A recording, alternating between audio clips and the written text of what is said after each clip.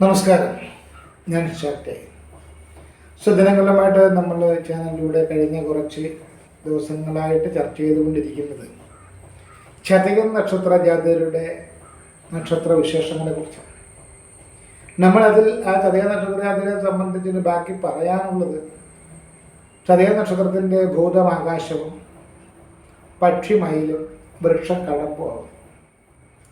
ഇത്തരത്തിൽ ഗണം, യോനി, ഭൂതം, മൃഗം, പക്ഷി, വൃക്ഷം എന്നിവ ഇങ്ങനെ തരംതിരിച്ച് ആചാര്യന്മാർ ഓരോ നക്ഷത്രത്തിൻ്റെയും കൂടെ ചേർത്ത് വിവരിച്ചിരിക്കുന്നത് വെറുതെ ഒരു സമയം പോകുന്നതിട്ടല്ല. അതിൽ ഓരോന്നിലും അതിൻ്റേതായിട്ടുള്ള കാമ്പും കഴിമ്പും ഉള്ളതുകൊണ്ടാണ്. നമ്മൾ കഴിഞ്ഞ വീഡിയോയിലൊക്കെ ചതയ നക്ഷത്രത്തിൻ്റെ അസുരഗണത്തിൻ്റെ സ്വഭാവ സവിശേഷതകൾ എന്തൊക്കെയായിരിക്കും പരിശോധിച്ചു. നമ്മൾ മൃഗം പെൺകുതിരയാണെന്ന് കണ്ടു. അതിൻ്റെ സ്വാധീനം എന്തൊക്കെയായിരിക്കും നമ്മൾ ചർച്ച ചെയ്തു. ഇപ്പോൾ നമ്മളിവിടെ ചർച്ച ചെയ്യുന്നത് പക്ഷി മയിലാണ്. മയിലിൻ്റെ ഒരു പ്രത്യേകത എന്ന് പറയുന്നത് എന്താണ്?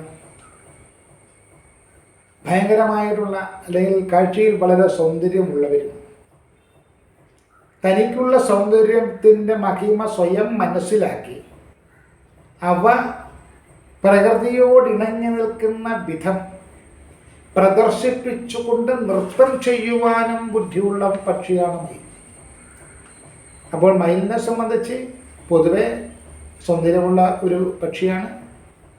തനിക്ക് ഇത്രയേറെ സൗന്ദര്യമുണ്ടെന്നും തൻ്റെ തൂവലുകൾക്കും തൻ്റെ വാലിനും തൻ്റെ പീലികൾക്കുമൊക്കെ വളരെ അത് വിടർത്തി പിടിച്ചാൽ വളരെ സൗന്ദര്യമുള്ളതാണെന്ന് അതിന് ബോധമുള്ളതുമാണ് എന്ന് പറഞ്ഞതുപോലെ ചതയ നക്ഷത്രത്തിനെ സംബന്ധിച്ച് അവർ സൗന്ദര്യ കാര്യത്തിലൊക്കെ ഒരു ഇച്ചിരി ജാഗ്രത പാലിക്കുന്നവരാണ്. എന്നുവെച്ചാൽ വലിയ മണിക്കൂറുകളെടുത്തുള്ള ഒരുങ്ങൽ അല്ലെങ്കിൽ ആഭരണ ചേർത്തലൊന്നും അല്ല ഉദ്ദേശിക്കുന്നത്. അവരുടെ ശരീരം വളരെ വൃത്തിയായിട്ട് വെക്കുവാൻ അവർ വളരെ ജാഗരൂകരായിരിക്കും. അവർക്കുള്ള ശരീരത്തിൽ അത്യാവശ്യം മാറ്റുകൂട്ടുന്ന തരത്തിലേക്കുള്ള സൗന്ദര്യ വസ്തുക്കൾ, ഒരുപക്ഷെ ഒരു കൺമഷിയായിരിക്കാം, അതല്ലെങ്കിൽ ഒരു സിന്ദൂരക്കുറിയോ ചന്ദനക്കുറിയോ ആയിരിക്കാം, അതൊന്നുമല്ലെങ്കിൽ ഇത്തിരി പൗഡറിടുന്നതായിരിക്കാം. ഏറ്റവും ലളിതമായിട്ട് പറഞ്ഞു, ഏതാണെങ്കിലും അവ മുടങ്ങാതെ ചെയ്യണമെന്ന് ആഗ്രഹിക്കുന്നവരായിരിക്കും. അത്തരത്തിലുള്ള ഏതെങ്കിലും ഒരു കർമ്മം അവർ കുളി കഴിഞ്ഞ് വന്ന് ചെയ്തില്ലെങ്കിൽ അവരെ സംബന്ധിച്ച് മനസ്സിന് ഭയങ്കര ഒരു അപൂർണത, ഒരു അതൃപ്തി നിഴലിക്കുന്നവരായിരിക്കും. അതുപോലെ തന്നെ വേഗതയിൽ ഏത് കാര്യത്തിലും ഓടിയെത്തുവാനുള്ള മയിലിൻ്റെ കഴിവ് പോലെ തന്നെ ഇവരെ സംബന്ധിച്ചും വേഗതയുടെ കാര്യത്തിലും ഏതെങ്കിലും വിഷയങ്ങളിൽ ഓടിയെത്തുന്ന കാര്യത്തിൽ മുൻപന്തിയിലായിരിക്കും. മയിലെന്ന് പറയുന്നതിൻ്റെ ആ പക്ഷിയുടെ തന്നെ മാഹാത്മ്യം കൊണ്ട് തന്നെയാണത് സുബ്രഹ്മണ്യ സ്വാമിയുടെ വാഹനമായിട്ട് ആചാര്യന്മാർ വിലയിരുത്തിയത്. സുബ്രഹ്മണ്യ സ്വാമി എന്ന് പറഞ്ഞാൽ സാധാരണ ദേവനല്ല, ദേവസേനാപതിയാണ്. ദേവസേനാപതിയായിട്ടുള്ള ഒരു മൂർത്തിയുടെ വാഹനമായിട്ടും മയിലിനെ ആചാര്യന്മാർ വിലയിരുത്തുമ്പോൾ വേഗത കൊണ്ടും സൂക്ഷ്മ ദൃഷ്ടി കൊണ്ടും ജാഗ്രത കൊണ്ടും മയിലിനൊപ്പം മറ്റു മൃഗങ്ങൾ വരില്ല അല്ലെങ്കിൽ പക്ഷികൾ വരില്ല എന്നൊരു സൂചനയാണ് നൽകുന്നത്. അതേ സാധനം തന്നെ വേഗത, ജാഗ്രത, സൂക്ഷ്മ നിരീക്ഷണ പാഠമാണ്. ഇതും ഈ നക്ഷത്ര ജാതകരെ സംബന്ധിച്ച് ഉണ്ടായിരിക്കും എന്ന് തന്നെ നമുക്ക് വിലയിരുത്താവുന്നതാണ്. ഇവരുടെ ഭൂതം ആകാശമാണ്. ആകാശത്തിൻ്റെ പ്രത്യേകത ദൂരെ നിന്ന് നോക്കിയാൽ എന്തോ ഒരു വലിയ ലോകമാണെന്ന് തോന്നുകയില്ല. എന്നാൽ ആകാശത്തോടെടുക്കുമ്പോൾ അവിടെ അങ്ങനെ ഒന്നില്ല എന്ന് മനസ്സിലാവുകയും ചെയ്യുന്ന ഒരു യാഥാർത്ഥ്യമാണ്. അപ്പോൾ താഴെ നമ്മൾ ഭൂമിയിൽ നിന്നും ആകാശത്തേക്ക് നോക്കിയാൽ നീല നിറം, പച്ച നിറം, മഞ്ഞ നിറം, അങ്ങനെ വിവിധ നിറങ്ങൾ നമുക്ക് കാണാൻ പറ്റും. അതെന്തോ ഭൂമി പോലെ എന്തോ ഒരു വലിയ തട്ടാണത് എന്ന് നമ്മൾ തെറ്റിദ്ധരിക്കാനുണ്ടായിരുന്നു. എന്നാൽ ആ ആകാശത്തിലേക്ക് നമ്മൾ ഏതെങ്കിലും വാഹനങ്ങളുടെ വിമാനത്തിലൂടെയൊക്കെ കടന്നു ചെന്നാൽ അങ്ങനെ ഒരു തട്ടുമില്ല, അങ്ങനെ ഒരു സാധനവുമില്ല. എന്നാൽ ഭൂമിയിൽ നിന്ന് നോക്കി നമ്മൾ കാണുന്നില്ലേ? കാണുന്നുണ്ട്. എന്നാൽ അങ്ങനൊന്നുണ്ടോ? ഇല്ല. അതിന് നമ്മൾ ആധ്യാത്മിക വിഭാഗത്തിൽ പറയുന്നത് മായ, സർവവും മായയാണ് എന്ന് പറഞ്ഞു കഴിഞ്ഞാൽ ഇല്ലാത്തതിനെ ഉണ്ടെന്ന് വിശ്വസിക്കുന്ന പ്രകൃതം. ഇതേ രീതി തന്നെയാണ് നക്ഷത്രജാതരുടെ ജീവിതത്തിലെ ഇവരുടെ ബാല്യകൗമാര കാലങ്ങളിലെങ്കിലും സംഭവിക്കാനിടയുള്ളത്. അവരൊരു സ്വപ്നലോകത്തായിരിക്കും. ഒരിക്കലും പ്രാക്ടിക്കൽ അല്ലാത്ത ചില സങ്കല്പങ്ങൾ, ചില മനോവ്യാപാരങ്ങൾ ഇവരങ്ങ് അടക്കി ഭരിക്കും. അങ്ങനെ തന്നെ എന്നിവർ തീരുമാനത്തിലാക്കുന്നത്. ചിലരെ സംബന്ധിച്ച് ഉദാഹരണമായിട്ട് പറഞ്ഞാൽ, ചില നക്ഷത്രജാതരെ സംബന്ധിച്ച് ഇവർ ഭയങ്കര ശിവഭക്തരായിരിക്കും. ബാല്യകൗമാര കാലഘട്ടത്തിലുള്ളവരുടെ ശിവഭക്തി കണ്ടു കഴിഞ്ഞാൽ, അല്ലെങ്കിൽ അവരുടെ ശിവഭക്തിയിലൂടെ അവർ ഉദ്ദേശിക്കുന്നത് ഭഗവാൻ മഹാദേവൻ എൻ്റെ പതിയായിട്ട് വരാനിടയുണ്ട്. വരും, തീർച്ചയായിട്ടും വരും. സതീദേവിയുടെ ഭക്തിയിൽ സംപ്രീതനായി ഭഗവാൻ അവിടെ വരനാകാമെങ്കിൽ ഇവിടെ എനിക്കും വരനാവാം. ഇനി അതല്ലെങ്കിൽ എന്തായാലും എൻ്റെ ഈ ഭക്തി കണ്ട് ഭഗവാൻ എന്നെ കൈലാസവാസിയാക്കി മാറ്റും. ഇങ്ങനെ ഞാനൊരു ഉദാഹരണം പറഞ്ഞാണ് കേട്ടോ. ഇത്തരത്തിൽ ഏതെങ്കിലും തരത്തിലുള്ളൊരു സങ്കല്പലോകത്തിലൂടെ സഞ്ചരിക്കാൻ കൂടുതൽ താല്പര്യം കാണിക്കുന്നവരായിരിക്കും ഈ നക്ഷത്രജാതര് ബാല്യകൗമാരകാലത്തിലെങ്കിലും ഭൂതം കൊണ്ട് ചിന്തിക്കുമ്പോൾ. ആകാശം എന്ന് പറയുന്ന സാധനമില്ല, എന്നാൽ കാണുന്നുണ്ട്. ഞാൻ ആകാശത്തിലൂടെ സഞ്ചരിച്ചിട്ടുണ്ടെങ്കിൽ എഴുതാറുണ്ട്. ആകാശം എന്ന് പറയുന്നതൊന്നുമില്ല, പിന്നെ അങ്ങനെ അതിലൂടെ സഞ്ചരിക്കാൻ പറ്റില്ല. അപ്പോൾ ഇല്ലാത്ത ഗാഥകളെ, ഇല്ലാത്ത സാങ്കല്പികമായ ലോകങ്ങളെ മനസ്സിൽ ചിന്തിച്ചുകൊണ്ടും, ഇനി ഒരു പ്രണയത്തിൽ വേണമെന്നിരിക്കട്ടെ, ആ പ്രണയത്തിലാണ് അവർ വീഴുന്നതെങ്കിൽ ആ പ്രണയം കഴിഞ്ഞ് കല്യാണം കഴിഞ്ഞ് കൊച്ചുങ്ങളുമായി അവസാനം അവർ സന്തോഷമായിട്ട് ഭർത്താവിൻ്റെ അല്ലെങ്കിൽ ഭാര്യയുടെ വഴിയിൽ കിടന്ന് ചില സിനിമകളിൽ കാണുന്നത് പോലെ മരിക്കുന്നത് വരെയുള്ള സീൻ ഇവർ മനസ്സിൽ വിഭാവന ചെയ്തു കഴിയും. സങ്കല്പ ലോക സഞ്ചാരികളായിട്ട് മാറുവാനും സാധ്യതയുണ്ട്. ഇവരുടെ വൃക്ഷം കടമ്പാണ് നിർവഹിച്ചിരിക്കുന്നത്. കടമ്പ് വൃക്ഷം എന്ന് പറയുന്നത് പൊതുവെ ഈ ആറ്റുതീരങ്ങളിൽ, നദീതീരങ്ങളിലൊക്കെ വളർന്നു വരുന്ന ഒരു വൃക്ഷമാണ്. കാട്ടിലും ധാരാളമായിട്ട് കാണുന്ന വൃക്ഷമാണ്.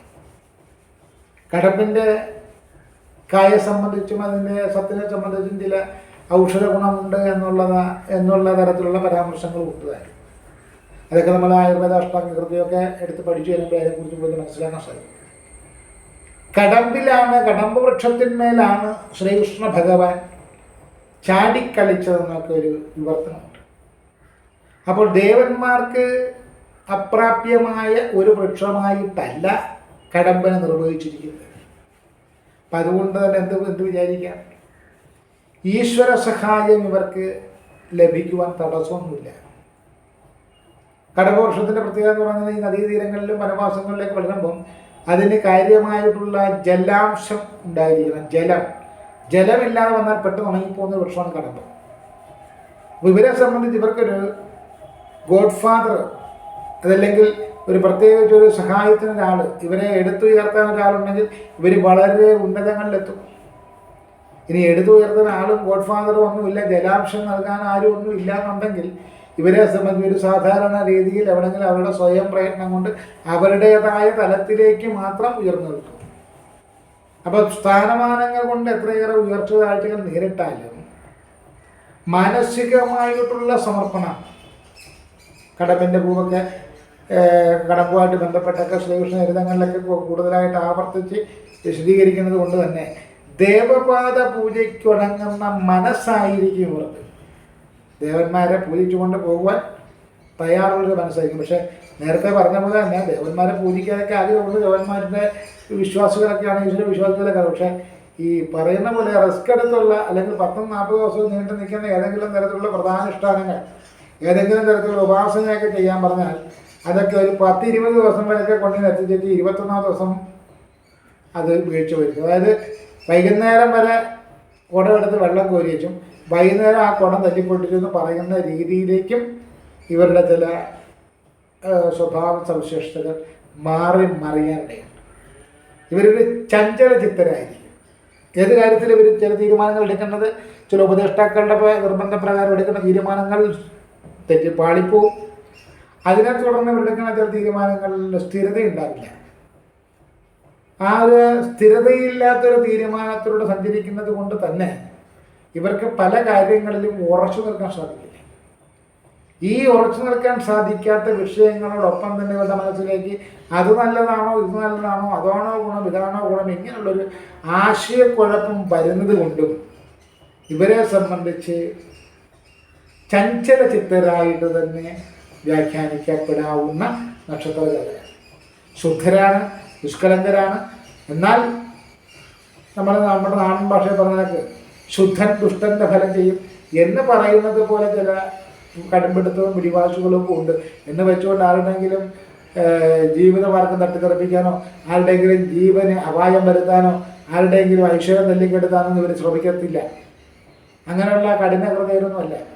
അങ്ങനെയൊക്കെ ചെയ്താൽ പ്രകൃതി ശക്തിയുടെ തിരിച്ചടി ശക്തമായ രീതിയിൽ ഇവരുടെ ജീവിതത്തിൽ കിട്ടുമെന്ന് ഇവർക്ക് അറിയാം. കാരണം ഇവരുടെ ജീവിതം തന്നെ പ്രകൃതി ശക്തിയുടെ കളിപ്പാട്ടമായിട്ടാണ് നമ്മൾ പലപ്പോഴും കാണുന്നത്. പ്രകൃതി ശക്തി ഇവരെ ഒരുപാട് മോഹിപ്പിക്കുകയും ആ മോഹിപ്പിക്കുന്ന വസ്തുക്കളൊക്കെ ഇവരുടെ കയ്യിലിട്ട് കൊടുത്ത് ഇവർ കയ്യിലെടുക്കുന്നതിന് മുമ്പ് തട്ടിത്തെറിപ്പിക്കുകയും ചെയ്യുന്ന വിധിയുടെ വിളയാട്ടം ഇവരുടെ ജീവിതത്തിൽ ഒരു തുടർക്കഥയായിട്ടാണ് പല നക്ഷത്രജാതകരും നമ്മൾ കാണാറുള്ളത്. ആയതിൻ്റെ കൂടുതൽ വിവരങ്ങളൊക്കെ ചേർത്ത് നമുക്ക് മറ്റൊരു വീഡിയോയിൽ കാണാം. താൽക്കാലികമായിട്ട് ഈ വീഡിയോ അവസാനിപ്പിക്കുന്നു. നന്ദി, നമസ്കാരം.